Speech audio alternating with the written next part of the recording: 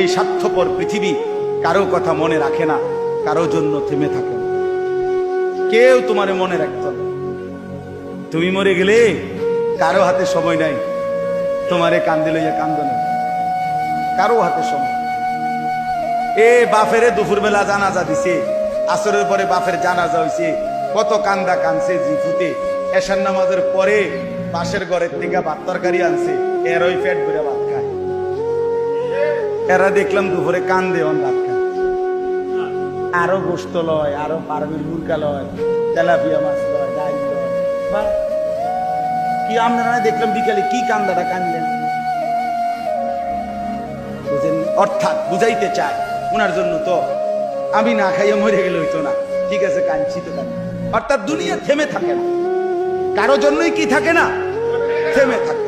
এজন্য দুনিয়া নিয়েই ব্যস্ত না হই, আখিরাতের ফিকির করি।